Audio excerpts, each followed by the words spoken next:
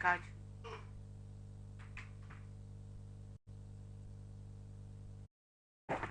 Good to have you back on ATM Blowout, everyone. Apologies for that. Now, let's talk about this bestseller. I'll just leave this to your care. You grew up in the school environment. You'd have better things to say about this. Did you grow up in the forest? I didn't grow up in the school environment. All right, let's take this right now. Joint Admission and Matriculation Board has revealed 10 fresh requirements for the admission of foreign students of Nigerian universities. According to Examination Board, the new requirements supersede the earlier requirements released by the board in November 2019, while the new requirements were contained in a memo obtained in Abuja and signed by the Director of Information Technology Services of JAMB, Fabian Okoro, and dated October 10, 2023. The memo reads, each candidate is expected to print and submit the auto-generated indemnity form after completing the application to his or her institution for the signature of the head of the institution to again indemnify JAMB on the accuracy of the information provided by the candidate, while the details of the candidate are now made available on CAPS to enable the institution repose and recommend the candidate to JAMB for approval. The letter of indemnity will read in part, I confirm that the listed candidate has forwarded to JAMB all met the admission requirements into my institution and hereby indemnify JAMB against any inaccuracy of the claims. The same list and letter as in one above should be sent to the JAMB Director of Admissions through the CAPS mail. The institution directs candidates to state JAMB office to create their profiles individually on facility platform. Note that only the state JAMB office that the institution is located can attend to the candidates. At State JAMB office, the candidate fills fresh foreign application form online, which would be available only at the State JAMB office. Candidates not on the list earlier sent by the institution would be rejected by the State JAMB office and cannot process any application on the system. Immediately the registration is completed at the JAMB office, a registration number will be generated and assigned to the candidate alongside his or her transaction 10. Each candidate is expected to print and submit the auto-generated indemnity form after completing the application to his or her institution for the signature of the head of the institution to again indemnify JAMB on the accuracy of the information provided by the candidate. The head of the institution authorizes the candidate's application online. At this point, the details of the candidate are now made available on CAPS to enable the institution propose and recommend the candidate to JAMB for approval. Well, this is too much. I was listening to you read this. I'm like, this is too much. All because you want to write JAMB, and this is an exam now written online. Yeah. So, but the process of going through your state and all of that, I thought you said foreign students. I was thinking same, because this has to do with... I live in the US, yes, and I want my child to study in Nigeria for some reasons best known to me. I'll have to go through all of this rigor to register the child for JAMB. I mean, what exactly happened to going online, getting all of your details, filing to JAMB, and then JAMB having their rep in the US confirm that this is what has, this person is this person and all of that. But again, how realistic is people coming these days? Maybe for some African countries who are not doing very well, who still see Nigeria as a big brother, you know, maybe, I don't know how many people want to come to Nigeria to write JAMB, to study. Maybe there are men. I mean, you can't really say there isn't, but I mean, I don't know. Well, just like you said, you know, some persons I remember those days, you know, when I was involved in some kind of private tutoring, you know, a man who had his kids all the while overseas, and they came back, and he was looking for someone who would actually teach the kids Igbo language. Yeah, that's understandable. There are several of them like that. Yeah. So is it possible? It could be possible that some persons, though you could just have a few of them, you know, really want their children to go to home country and study there. So it's possible, because for JAMB to actually come up with this, it means that they've had. I don't have a doubt that this could be it, that it could be something like that. My concern is the rigors to get this done. Again, I sit on this desk, and for the opt-in time, call for comprehensive national database. Okay, yes. Until we have a comprehensive national database, all of these rigors will continue to be an issue. For instance, if you're coming into Nigeria to study, you should have your country's passport. If you're a Nigerian whose parents live abroad and for some reasons they want you to study in Nigeria, probably because it's cheaper for them, probably because they want you to learn your culture or to learn the tradition or to familiarize yourself with, because we had some people like that growing up, who had to come down to study with us and all of that. But here is what I think. If in doing all of this, you still cannot have a simple but accurate process through which one can fill the JAM details. Remember, JAM is an exam written online. And I can go back again. If you have a comprehensive database, all you needed to do is go log onto the national database where you have access. You can, identify yourself by your origin, your place of birth, and all of that. And it will cut short all of these processes that will actually deter a lot of people from registering for the JAM in the first place. If you are saying they are foreign students, clearly they are not Nigerians.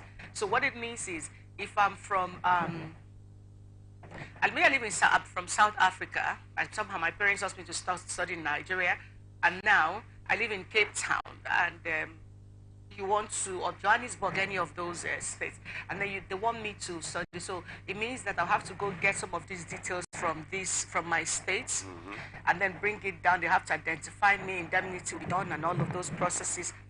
Excuse me. You know how rigorous this is? I don't have a problem. They may have a lot of foreign students. I don't have a problem, which is a good thing. However, I think that the process should be made easy. This is 2023.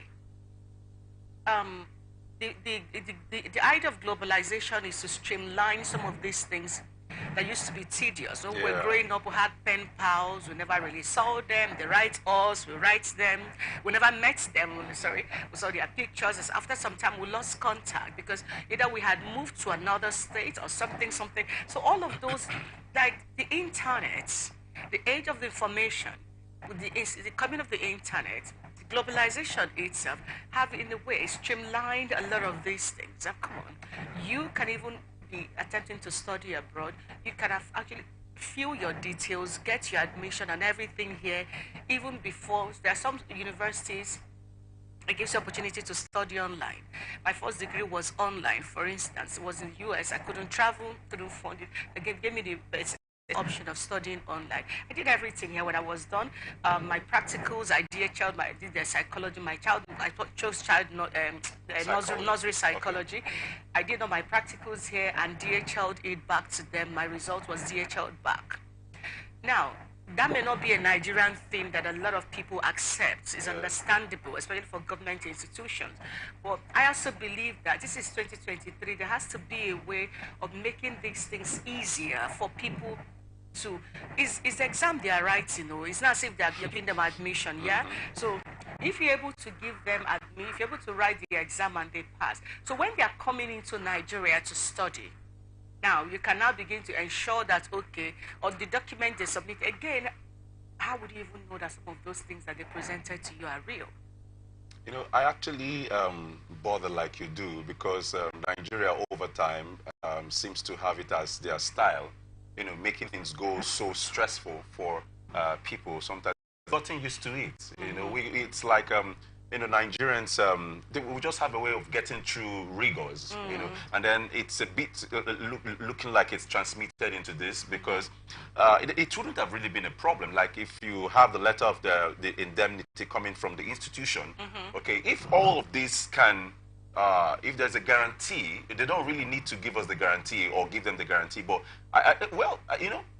sometimes when you're nationally doing something, it looks like it's not properly done. But when it becomes international, I believe to an extent that people actually sit up. You'll be so surprised to see that things with these rigors, this process, can actually go beyond your imagination. Are you telling a Nigerian that sits you'll be so surprised, then you'll be wondering, wow, but we don't have it this smooth here. You know, so let's just see, Yeah, because just to cap up on this before we run along, we have another very trending, interesting conversation we want to quickly have before the guests join us. okay. And you see, the idea of development is growth. The idea of growth is to produce tangible deliverables that one can easily say yes, it works or it doesn't work, and then you go back to status quo. I believe that JAM has made some good progress when it comes to the Sure, exams. sure. Now you write from paper, hard copy writing to internet writing. Yeah. But I also think that before they begin to talk about the foreign students, you can actually create a platform where these same foreign students can write this exam real time. Okay. In real time, yes. Okay. The same time that it's been written here. Yes, you can write this exam real time. All you need to do is ensure that those registered are not robots, they are humans, of course, you know.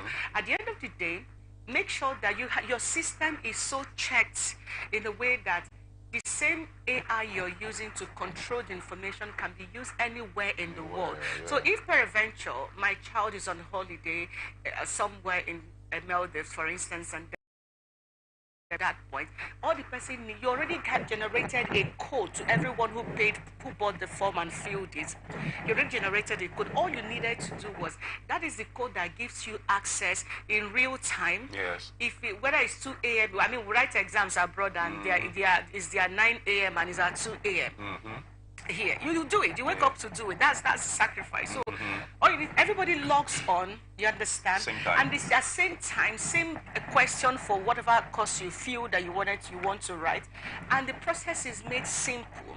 After the exam portal is closed, nobody accesses the portal. When the result comes out, you also send the same code you were given. That is the same code you will use to access your result. It means that I'm not. Okay, rest. I'm not. It means that I can sit down here and write my jam. It shouldn't be rocket science. All you need to ensure that okay, look at some of these who wants to be a millionaire. They've improved to the point, you know, they call it phony friend thing. Now, they have their staff who will be there, which is a good improvement. But I also think that people should begin to maximize artificial intelligence. It doesn't take away our human intelligence, but it just supports the human intelligence. Okay. Because, come, you write jam. Okay, even talk about the process of writing the internet the jam that you write online here. The student will have to go to some places that is quite far. It doesn't make any sense. I honestly believe that. How did the NBA do their elections? People need to go back and find out the system that they use, improve upon it. People should actually sit down in their homes and write jam. Jam is not the final test of this. Is UTME, which now has to be written in the university, where even the UTME can also be converted to written online. Yeah. Now, because when you get to the UTME, like when you write the GS courses, it's still a computer-based exam. You still have to log on to a computer. Yeah, you still. Now, even at that, you can actually ask your next neighbor question. But if you're writing the exam, every question, for instance, have specific time.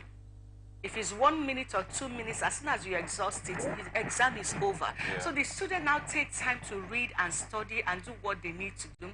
The fear of the parents might be by the side asking questions. That one, I don't think is actually something you should bother yourself, because it has to be a video. It has to be, every system you're using will have a camera. Yeah, I mean, webcam was a thing long ago. It's not to talk of in 2023. So whether you're using a phone or you're using a computer, there has to be a webcam that is storing you. There has to be a room where there's no noise. You're the only one. Any interference, it picks it up. So when now the AI is marking it, if there are interference, you already put yourself. It's not even like it's jam that is marking it right now. So I honestly think that a lot can be done to provide solutions to this thing. This rigors. I don't know how many people would want to go through that, but we wish them the very best. Wow, that's. We'll take a short break, everyone. You're laughing at me like I'm not a tech person. I'm just solution driven. I'm solution driven. And when I see things are difficult, just like, why are you going through this? It's 2023. I wish Nigeria could just discover you. Don't mind them. They don't want to discover me. We'll take a short break, everyone, and we'll come back to you right now.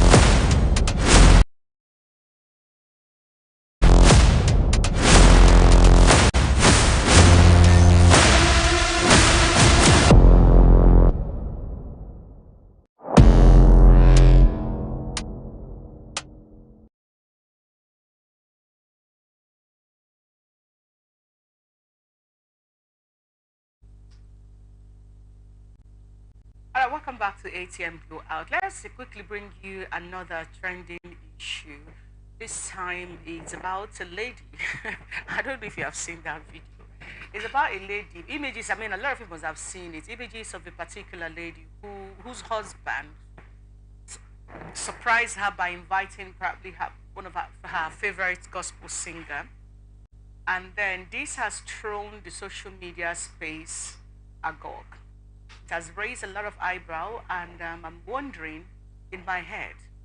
In fact, I saw one of the people you would think you should respect within this Nigerian social media space, picking a picture of the torso of Moses Bliss, yes.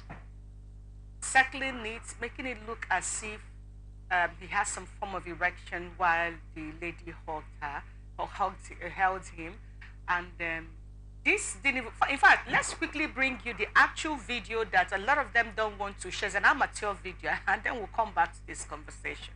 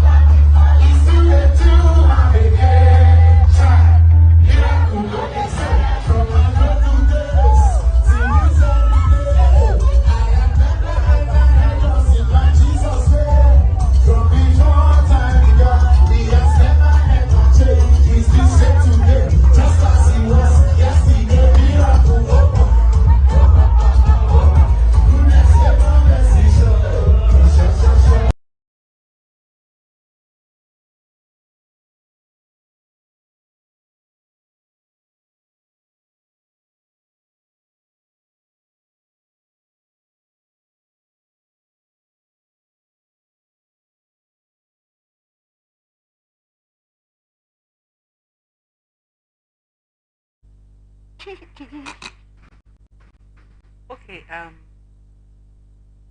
was saying something before we brought this video, and my producer decided to come and also tell me that I should check the video. I could see that something is off on one part of his torso. Okay, let's talk about this. Number one, Moses Bliss is a human being, yeah? Yes, of course. He's human He's a with flesh man. and blood. Yes. With anointing. Hmm? You can't take that away from him. Sure. Now, they started with, she knelt down to hug him, to hold him. Now, some were even insinuating that he did something to him that led to the other side of his pants looking bloated. I don't know what people want to make out of this. Some are even of the insinuation that it was his babe. Okay. And several other conversations. I don't know how true all of this is, but I honestly think that we need to take it easy on people. We need to understand that whatever insinuations we may have, these people are human beings. That lady, if you look at the video we just shared, I think she's just naturally someone who gets excited. Again, let me say something.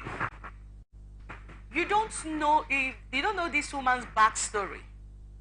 Outside everything you may have seen be showing, we don't know her backstory. Yeah. That's a Kene's backstory.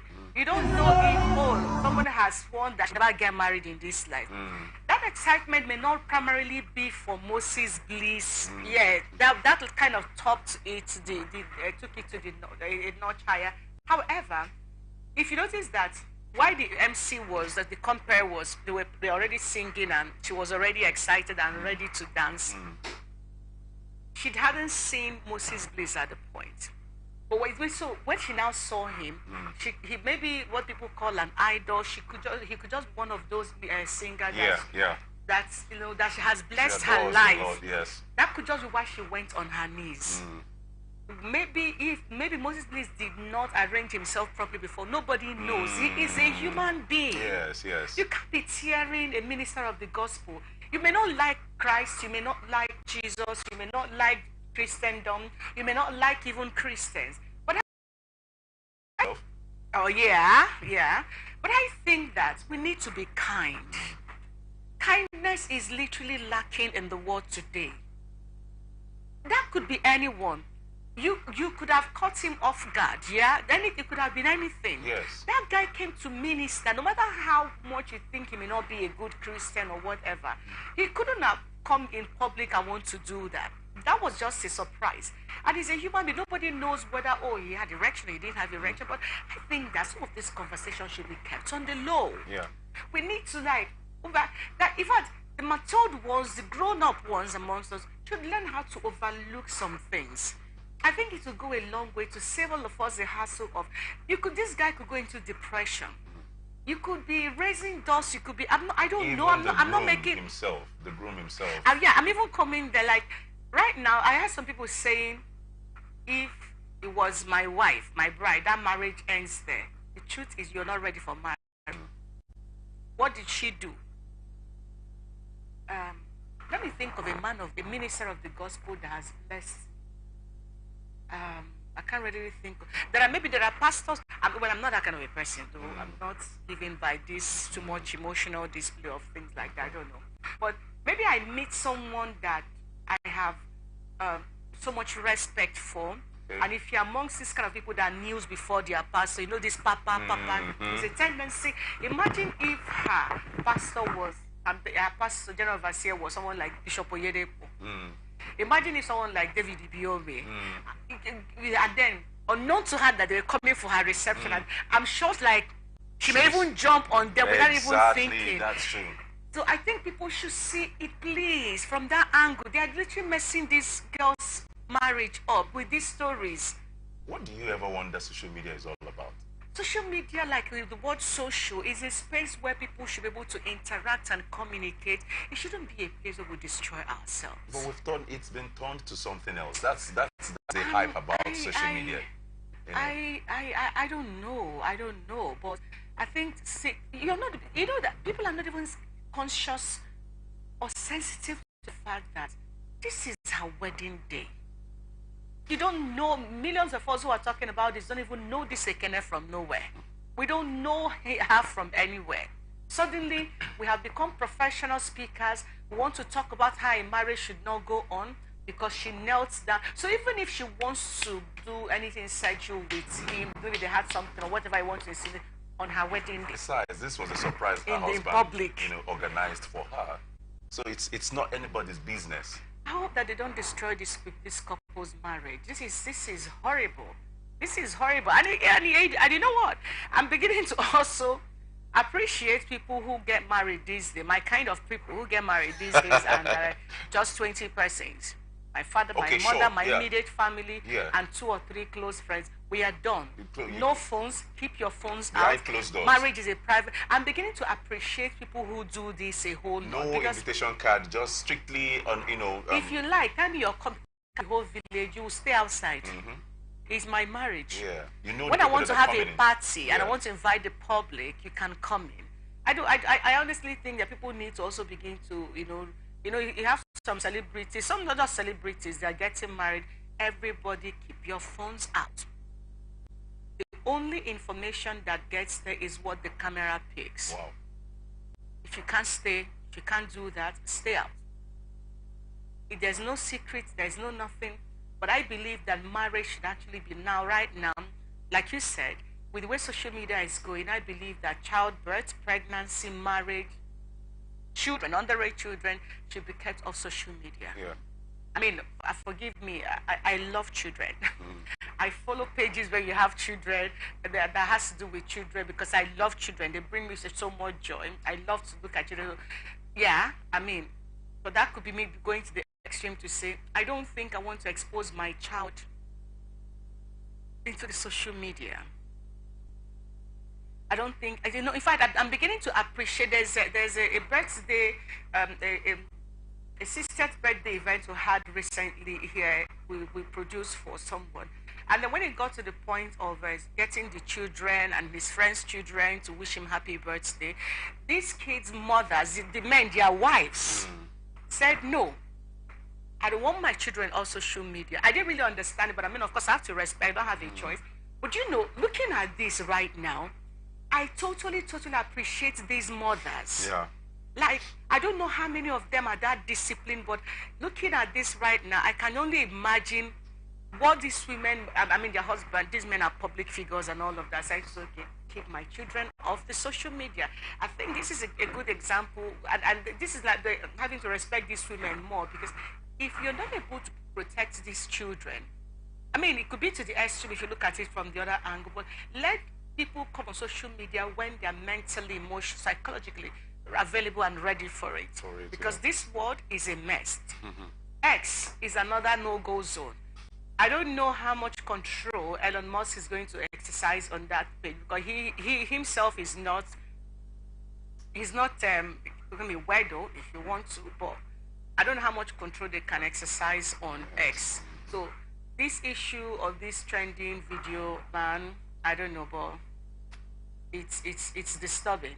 It's really disturbing, and I hope that this doesn't affect their marriage in a way. That's just my prayers. Yeah, I'm gone.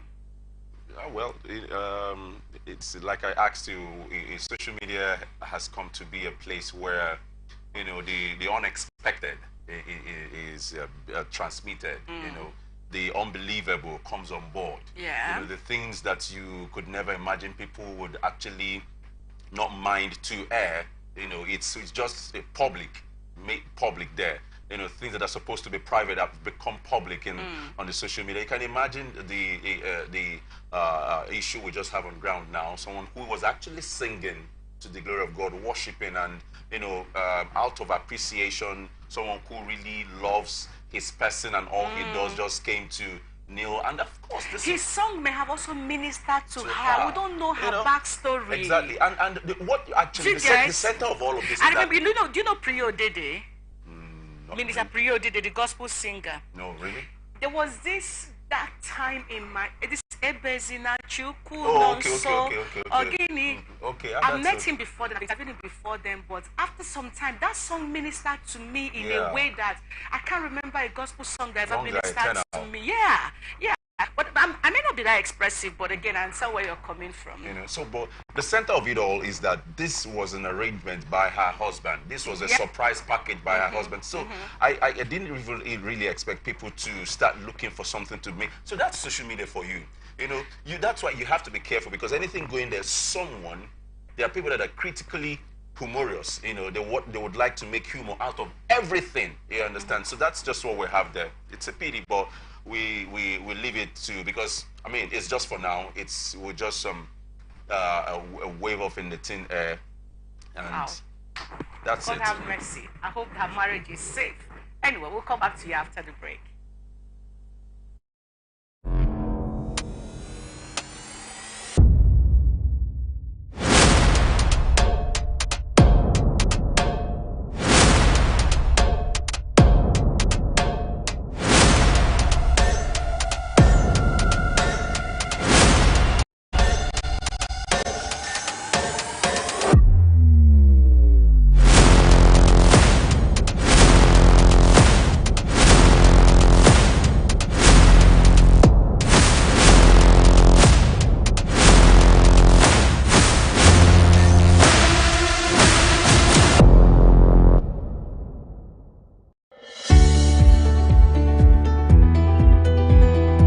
People into the country illegally. That is amazing. Honourable You human trafficker. Honourable You are a human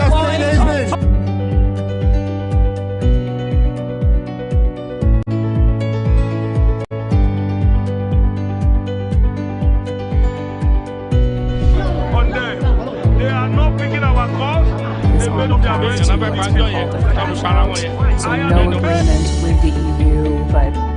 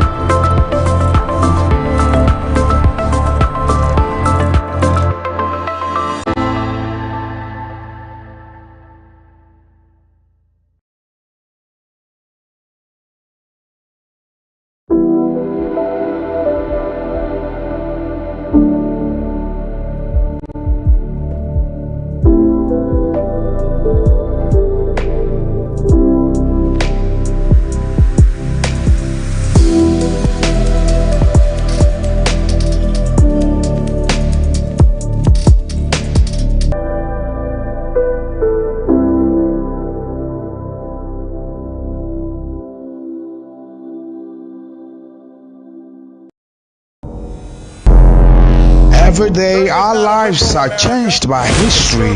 We are one people, all of us. Leaders, politics, Nobody's ambition is what the blood. I have fought very firmly. natural occurrence, war, and the world economy. I belong to everybody, and I belong to nobody. ATN covers it all on ATN Politics today.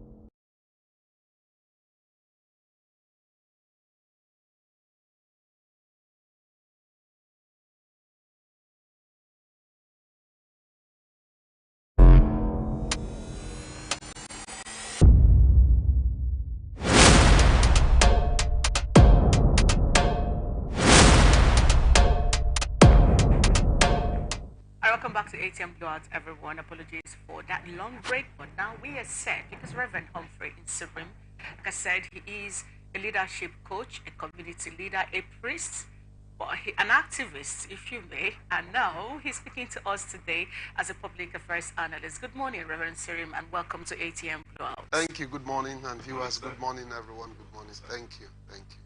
And now, coalition of youth groups in Rivers State calls on the Inspector General of Police, Kayode Gbaitokun, to immediately redeploy the State Police Commissioner, Woyi Polycarp Emeka, over his alleged role in the crisis that erupted in the state, leading to the burning of the State Assembly. The coalition in a statement said, "We condemn the unprofessional actions of the police who aided some members of the Rivers State House of Assembly to sit outside the chambers despite the security situation and the direct attack on the executive governor of Rivers State. Sasiminalaye Fubara was tear gassed and shot at with water cannons by the police led by the Deputy Commissioner of Police Operations. They said, "We wish to remind him that because of the actions of Joseph Mbu against Rivers State, Rivers people today see him as an enemy and wish never to meet such an unprofessional police officer again. The Inspector General of Police should, without further delay, redeploy the Commissioner of Police and the Deputy Commissioner of Police Operations for their direct attack on the office of the Governor of Rivers State." At a press conference jointly organized by Comrade Solomon Lenu and others under the aegis of Rivers Liberation Coalition, condemned the action of the Speaker of the Assembly, Right Honorable Martins Amewule. "We condemn entirely the actions of the suspended members of the Rivers State House of Assembly, led by the former Speaker, Honorable Martins Amewule, who allow themselves to be used to cause crisis in Rivers State." He said it is disheartening to note that despite the known fact that the Assembly chambers were set ablaze on Sunday night, and without probing into what led to the burning of the Assembly chambers and other security measures to stop such acts and seek for an alternative place to seek from the state government before possible repair of the chambers. Instead, they were aided by the police to sit outside the chambers in their resolve to serve the executive governor of Rivers State an impeachment notice. What a legislative rascality, he said. They urged Governor Fubara to rise up and fully take charge of the state powers that have been vested in him by Rivers people, and should exercise the same as executive governor of Rivers State without fear or favor. The coalition insists that we will insist any attempt by any group of persons to sit in the name of Rivers State House of Assembly. All right, this is where we are as it is. Reverend, if each time you look at the issues that has happened in Rivers State, today, on Friday, I think, or Saturday, the Rivers State governor came out and apologized for all inconveniences the whole shenanigan may have caused Rivers people, and now we're hoping that by now the former governor of Rivers State, who is also at the center of this imbroglio, we will learn that CPO wasn't in Port Harcourt at the time. He was in Owerri attending to the conference that was being held in Owerri. However, a lot of people say, "Oh, there's no way that would have happened without his authorization. I'd like to have you react to this. Well, the fact is, in every system, the leader takes responsibility. And in this case, he is the leader. The call on the IG by the CSOs or the civil society organizations to redeploy him, I don't think he should wait. The Inspector General should wait for a call, except that he may take a position that he is just waiting to get a clear report of what would have happened. But you see, Vivian, I must tell you the truth. The action of the police was unprofessional, completely unprofessional. Why do I say so? That's the governor of the state. That's the chief security officer of the state walking into the assembly or wherever. He has the right to walk into anywhere that is deemed to have some issues that needs his attention. And the whole, as I was on my way coming to this place, I just heard that the Imo State Commission of Police have been redeployed. Okay, there was a call to that effect. I mean, by NLC and several others. Because of they are now the attack on Nigeria and his village. Yeah. This call presently, that you shouldn't wait for it. Except on professional note, he wants to get a clear report. Yeah. If not, I mean, it's quite unprofessional. The DC ops, I don't know what would have come over him to do that. I mean, but you think that of the CP, otherwise he wouldn't have done that. The leader takes you don't think that's the operations, DC operations being overexcited, you know, the happy cup kind of thing. Well, if he is overexcited in terms of maybe having a connection with the powers that be, the CP should tell us, because he's a subject of the CP. The leader takes responsibility. If CP comes out now to tell the public that I wasn't aware of what happened, that's to say he's not in charge. Okay. Yeah. All right, thank you, sir. Let's get straight to the next conversation. Civil society organizations in Nigeria have ensured that mechanisms are in place to check and expose electoral fraud in November 11 governorship elections in Kogi, Imo, and Bayelsa State. The CSOs who got a commitment from the Independent Electoral Commission regarding uploading of election results on the results viewing portal, the CSOs have mapped out plans, including advising Nigerians on how to gain access to the results portal to cross-check properly whether the elections are transparent or not. The CSOs further said that they are deploying process and results verification device that is capable of detecting fraud as it happened in the last election to help ascertain the transparency of the polls. They also deployed thousands of election observers in the November 11 elections into Kogi, Imo, and Bayelsa State. In addition, they are setting up a situation room in Abuja to help monitor the voting, collation, and uploading of election results in Kogi, Imo, and Bayelsa states. Recall that as part of their quarterly meeting, where the Commission assured them of the efficacy of the bimodal voter accreditation system for both biometric authentication of voters and the upload of results to its IREP. Very quickly, sir, I really worry and wonder if mistakes are supposed to be made first before we get things done properly. You know, going with what we have here, you can see all machineries put in place, there's a lot coming up here to ensure that we really have a credible and fair election come November 11. My question is, did we really have to make that kind of mistake? Did it really have to go so bad in the February-March election before we get it right? Unfortunately, the umpire for elections or electioneering in Nigeria is the INEC. The CSOs are observing bodies, are bodies that come up to be sure that things go right. My prayer is that INEC should be able, peradventure, by the disposition they have now to do these 3 states, reclaim the trust of not the Nigerians, but at least in these 3 states, that they could come up tomorrow to say, well, even though they made a blunder in February, okay, what they are saying seem to be, if not total truth, but to a large extent, is true, okay? That they kept to their words.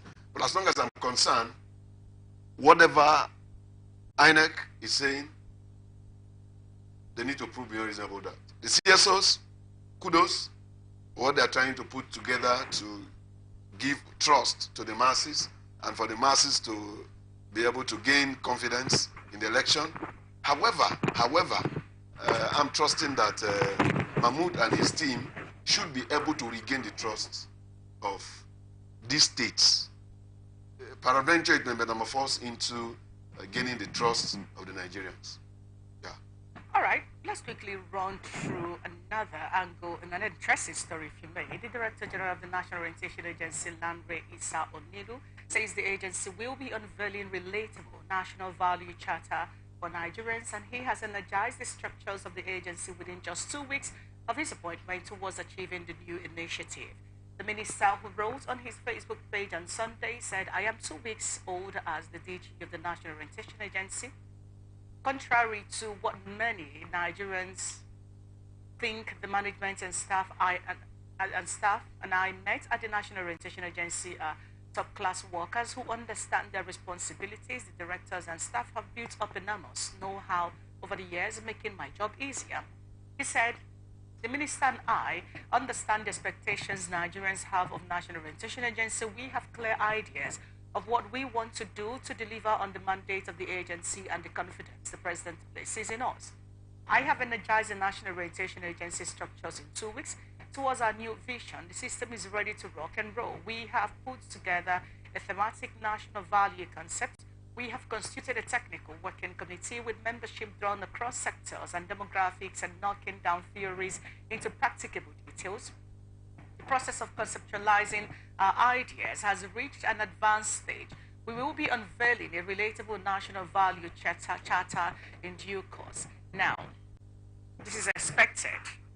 He's a journalist. This is expected. However, when he said in 2 weeks he has restructured the National Orientation Agency and all of that, and he's ready to rock and roll, again, I'm disappointed personally as a journalist, because we are trained to research and take our time to dig deep. And while he said, oh, the people who are there, no, if they were doing well, the National Orientation Agency should be one of the top agencies in this country considering their responsibilities. But I leave this to you because this is also part of your job. And now, particularly we have in all of these statements, Onilu's statement is, this is again sounding like these quick measures push something out there, show that we're doing something, pushing out policies that are not well thought out. At the end of the day, it collapses on the face of whoever is in charge. How realistic is this, if you may? I want to be a little bit careful with words. Okay. Yes, because I get pissed off when some of these statements Please try not to be into the public domain. Because who do you want to tell National Orientation Agency that has not been really functional, and in 2 weeks you're telling us that you have deepened the stability of the system? Even a magician, even a magical act cannot put in place these things. Well, I wouldn't want to blame anybody. I would rather say, as a priest I am, our eyes are on God. Like David would say, I look up to the hills from whence our helps will come. Not from these statements that are in the public domain that are made. I mean, what would they do? There is this cliche that says, like father, like son, like mother, I don't know what I'm going to say, like daughter. I mean, a goat won't give birth to a hen. It's a system. Who appointed him? And if you look at the whole challenge and situation, it's simple. It's simple to say any person can do anything and just think he's going scot-free and that nothing will happen, because every person is trying to protect one another, so that if I say my own, you allow me to say my own. If you say your own, I will allow you to say your own. And whichever way, let's just try to run and be managing the system. But I know there's a God in heaven. Like we had a president's wife who says sometimes there is God. There is God. Mama P. Yeah, there is God. And we are trusting that there is God. That's not too long. The weaknesses that have been in place accepted and have become a public deception will eventually come to bear, and people will be able to see it. And two, some responsible people who will come into systems and see it and say as it is. If he's telling us that, look, we've been able to professionally manage one sector of NOA, National Insurance Agency, and we've gotten that right. We are advancing to these other areas. Or to just make an umbrella statement over NOA that you put it together is a shame. It's a shame. All right. Thank you. So let's keep moving. Oh, wish them the very best. Yes. The socio-economic I don't know rights. what best you're wishing them. No, maybe The best to continue to deceive everybody. No, I don't know why they do these things, Reverend. I honestly don't know why they do these things. We've been talking about some of these things for so long that I believe that they should know that Nigerians are watching. We are following, we are monitoring what they are doing, and they actually deserve to give us something better. But take a deep breath. Vivian, sorry, even ATM, where we are today, you bring in somebody into this system to, if there is any issue, by conflict measures, you can come up in a few days to say you've set everything. No, sir. Not to talk of a body as big as National Anyway, in Nigeria, knowing the emergencies that is before the orientation. It's just, what are the proof? What are the things you put in place to be able to tell us? He just made a statement, didn't tell us what areas, what has been done. The proofs to that. It's news anyway. And it's Niger. Right. The Socio-Economic Rights and Accountability Project files a lawsuit against President Bola Tinubu to failure to probe alleged unaccounted oil revenues and repair of refineries between 2020 and 2021. SERAP, in a statement released by the organization's Deputy Director, Kolawole Oluwadare, said the organization, amongst other things, seeks the court order to compel President Tinubu to direct appropriate anti-corruption agencies to probe allegations of corruption involving the Nigerian Petroleum Development Company Limited, Nigerian Upstream Petroleum Regulatory Commission, and state-owned enterprises. SERAP, in the suit number which was filed last week at the Federal High Court in Lagos, seeking an order of mandamus to direct and compel President Tinubu to probe the allegations that for $15 billion of oil revenue and 200 billion naira budgeted to repair and maintain the refineries in Nigeria are missing and unaccounted for. SERAP is also seeking an order of mandamus to compel President Tinubu to direct appropriate anti-corruption agencies to probe allegations of corruption involving the Nigerian Petroleum Development Company Limited, Nigerian Upstream and state-owned enterprises. SERAP also seeks an order of mandamus to compel President Tinubu to use any recovered proceeds of corruption to enhance the well-being of Nigerians. According to SERAP, many years of accountability for these serious allegations, granting the reliefs sought would end the impunity of perpetrators and ensure justice for victims of corruption. SERAP also argues the allegations of corruption documented by NATI undermine economic development of the country. Trap the majority of Nigerians for a serious fraud and regarding the accountability of oil, all that has to do with the oil sector of this country. So I just wanted to give us a take on this. Well, I must commend Sarah for they are more a pressure group and body than just making demands on the courts. One thing Serap has actually if you read and and allow yourself to hear yourself the monies that are being mentioned in terms of all this. Great work. Kudos to them. Unfortunately, you know, we're talking about systems here. Unfortunately, and most unfortunately, we run a system that is not accountable. When accountability is not embedded in the system, efforts are to actually enforce any order that is being given on the executive.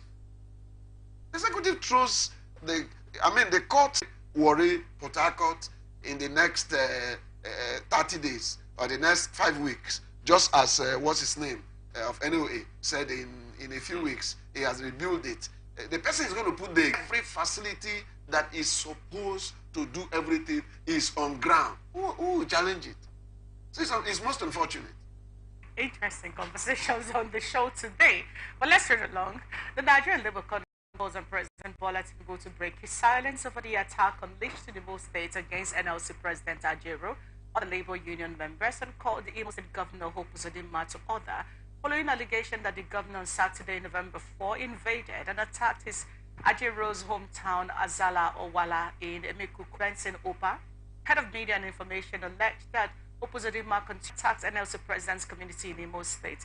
The brazen violent assault on the President of Nigerian Labour Congress, Joe Ajero, and others on November 1st, 2023, inside the State Secretariat of the Nigerian Labour Congress in Imo State, said in a shocking turn of events, on the morning of November 4, 2023, Hope Uzodinma once again demonstrated his utter disregard for human rights and democratic principles by invading, attacking community of Ozala Owala in the Mekuko-Were, the hometown of Joe Ajero. So the use of excessive force against citizens who hold different opinions or dare to question the governor's governance style, particularly about the inhuman treatment of workers in Imo State, is an affront to democracy.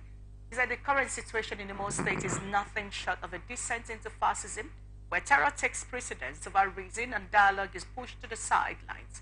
We urgently call on the Inspector General of Police to rein in the Imo State Police Commissioner, preventing further abuse and desecration of the nation's police force. The commissioner has become a tool of operation in the hands of the fascist governor, perpetrating intimidation and harassment of the people of Imo State's immediate removal is essential to prevent an impending crisis. But you just said on your way here, at the time of filing this report, we were not aware, but you heard on the news that the body had been removed as a commissioner. So I'll leave this conversation to you right now. What has the Ozala Emekuku people have to do with whatever it is that is going on with Joe Ajero? He's only one man who is from that place. Why are the security agencies there? What is the situation? We learned that Ajero has been taken abroad for treatment. Why are the community being held hostage? I wonder you're asking these questions. You know, the oppressive system. Let me say one thing. One of the challenges we have in Nigeria is the oppressed are given power. You know, the most dangerous thing that can happen in a system, in a family, in a community, is to give power to an oppressed man. What power reveals is the true you, is the real you. Now, what's happening? Have you been to Imo State in a short while? No. I've had things that took me to Anambra, you know, and took me to Imo State. I passed there. It's horrible. The rights of the people are denied them, and then the chaotic nature of the environment. There is fear in the heart of everybody. I remember one of the days we were going and we drove through. There's a way the driver was getting, another person in the vehicle was apprehensive and trying to ask. He told them not to worry, that he knows the route he is taking. Okay? Ajero's situation is most pathetic. I don't want to completely agree that Hope Uzodinma, the governor, is the actor. Okay? It's a mere allegation. But there's no allegation without substantive related evidences that the person who is alleging may be holding. Okay? I don't want to divorce, as much as I don't want to accept that he is. But if you are not involved, what has he done in terms of the attack on the community? Okay, he's going to tell you that other communities have been attacked. So these are oppressed people who does not know what it looks like to be free. The only thing that have given them freedom is that they are in power, have access to security to keep them and to guide them. And as a governor, he has right to security almost all his life.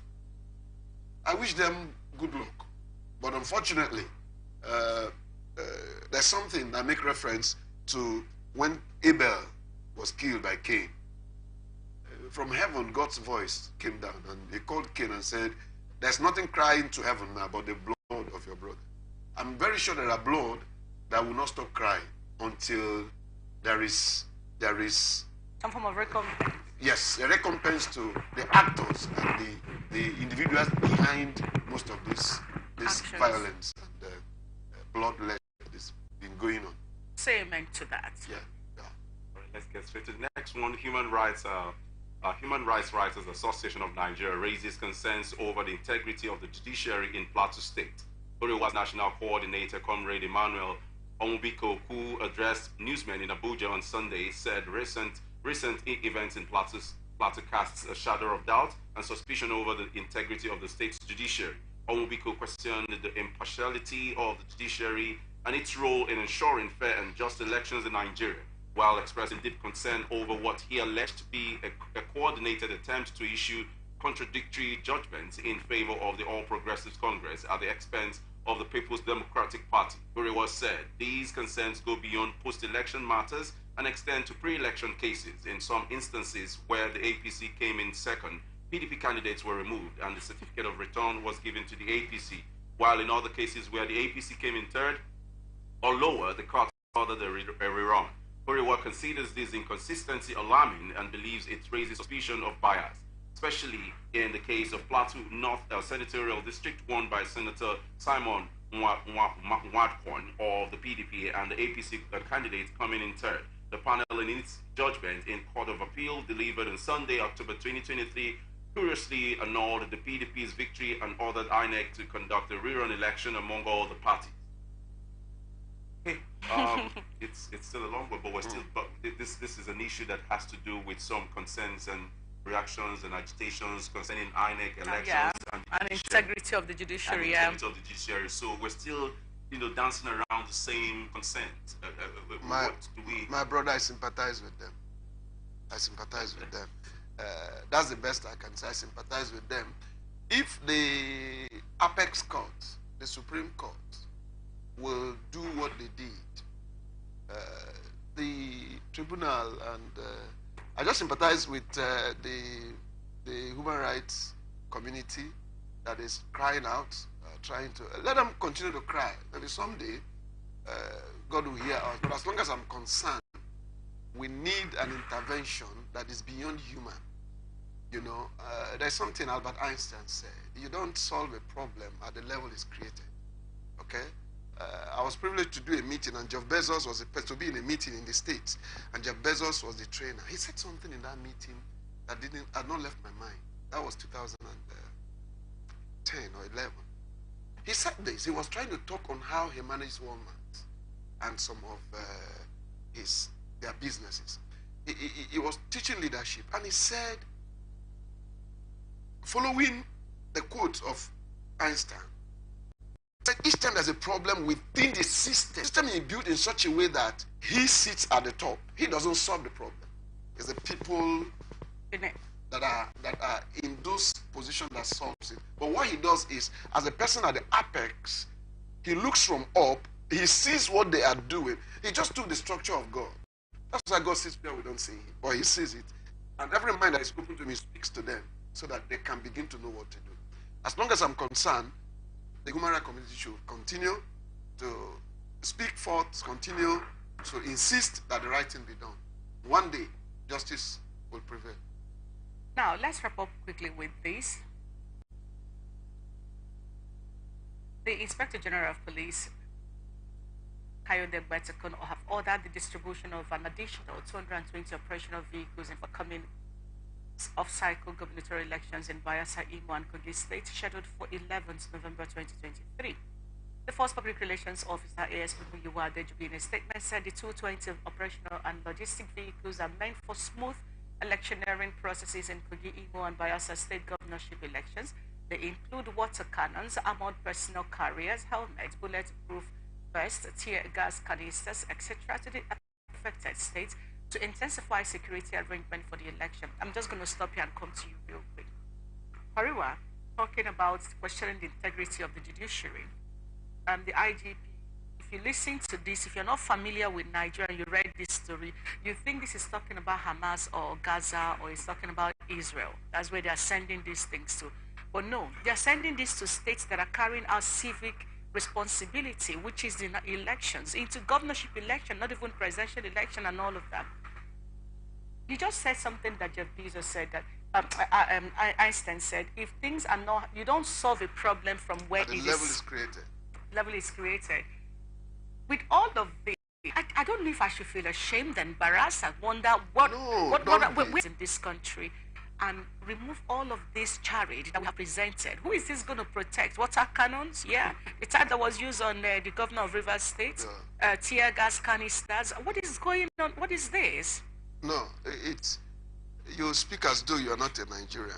I'm trying not to be, so I can be sane. Okay, if you are not, unfortunately, you live here. So unfortunately, unfortunately, you live here. You see, you know, if you go through Hadley Chase, if you go through the laws of powers, what is done? We have an adage in I'm a typical Equatorian man, so there's an adage, and what he says is, when the mouth goes to war before the feet, if the feet goes, the feet doesn't come back. What they're doing is a strategy. It's a war. It's a game plan to douse the stress that the community-based interests will be destabilized. The deployment of these men is not for the election, it's for the anointed candidate. They are not deploying these people for the election. If truth be told, these guys are not deployed for election, they are deployed for the anointed candidate so that he will have protection enough to do what he wants to do in such a way that he's not afraid. So making this public announcement is to let Nigerians know that we have enough force on ground to match whatever you are trying, because, you know, most of the politicians who are not the anointed ones try to get the community interest to be on their side. And if the community interest is on their side and vote counts, it means that they are going to, that is not interested in the community interest and getting the people by his side. He's interested in the people that anointed him to provide a force that will give him the impetus to move materials, you know, I mean, it doesn't matter what the voters think, to a place where they can write the results and do what they want and protect the people who are going to announce the result. It's not really about the election.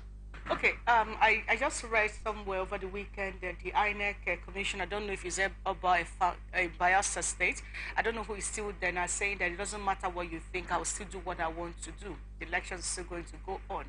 From Bayelsa to Kogi State to Imo State, these three states have issues of violence. Yeah. I was hoping to see the Nigerian police force have some form of orientation side by side with INEC, calming the dust. Say, you're going to be safe, it's okay to come out to vote. But here we are, sending troops to war, additional to what they had sent in before. Reverend, you have been far and wide, you have dealt with some of this crisis situation, that's actually your forte. Do you, in all honesty, think that with this crop of leaders, that there is any intention to save whatever is left of this country? Unfortunately, you use a word that is the relativity of the word is still the word confusion. Leader. Who is a leader? Okay. I mean, well, I don't want to impose my definition on everybody. But the leader is he that takes the lead so that others will follow. Okay. This, I just told you what they are doing. They are not deploying additional... No, we are going to... No, actually, from what we are going to war. Yeah. That's what it is, so not elections. Yes, the war they are going, the community against the state, is again the non-state actors.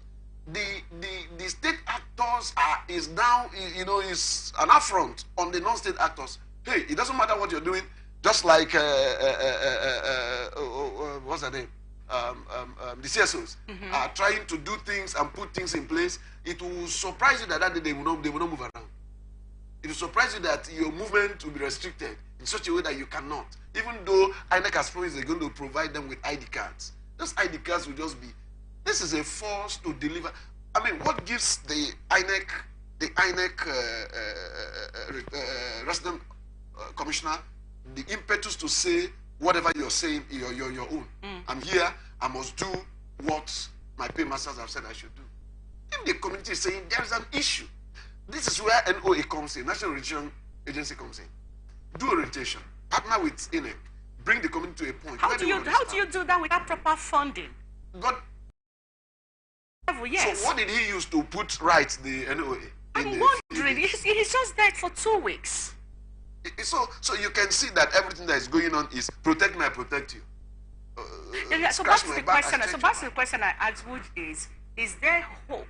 At the rate that we are going, are we going to do? Should we start asking Jehovah to send a Messiah? There is hope. A special one to come in and take the lead. Because what is going on in this country sometimes leaves one bereft of common sense in trying to interpret what is going on. Is there hope that something can come out of this? Let me let you know why I say there is hope.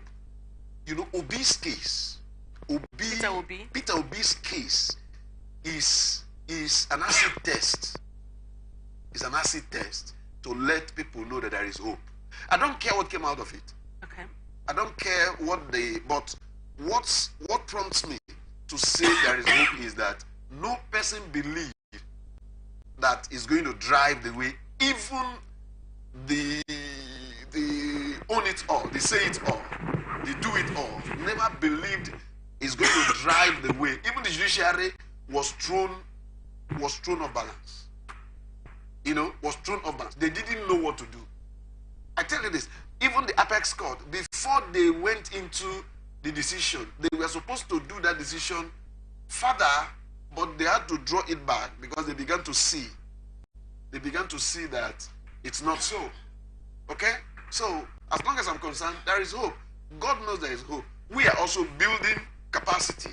I'm running a system, trying to build capacity, to be able to arm a lot of people on how we can do our part and leave the rest for posterity and God to help us to bring us to a Nigerian that is a Nigeria of our dream.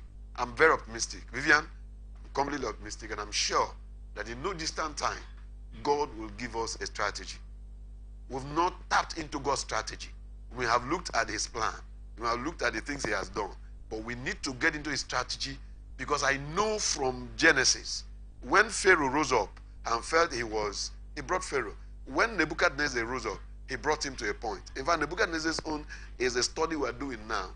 Why God will take Nebuchadnezzar to the bush, make him stay there for 7 years, no person contested for his throne. He came back just to declare that God is God. That is not too far.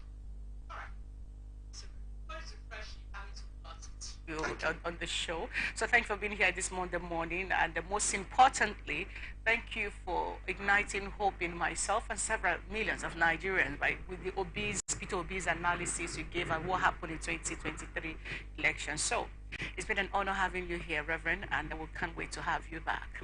Thank you. I appreciate it. And that's been our show, everyone. If you missed any part of the conversation, as always, we got you covered. All you need to do is log on to live on the live platform, so you can watch us live from anywhere you are in the world, and you get all the juicy details. Watch us live from on our website, AtlanticTelevisionNetwork.tv, and you can also watch us live by downloading our app from the App Store, ATN Live, or watch us live on our Facebook and YouTube, and that's Atlantic Television Network. Do well to watch us and follow and share our content on other platforms. On X, we're Atlantic TV Net.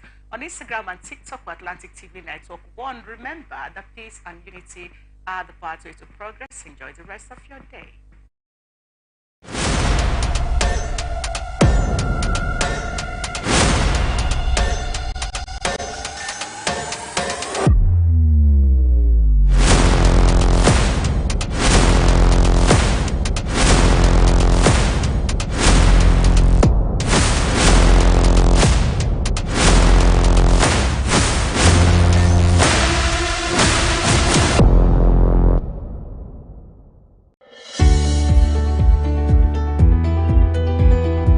People into the country illegally. That is amazing. Honorable You human trafficker. Honorable You are a human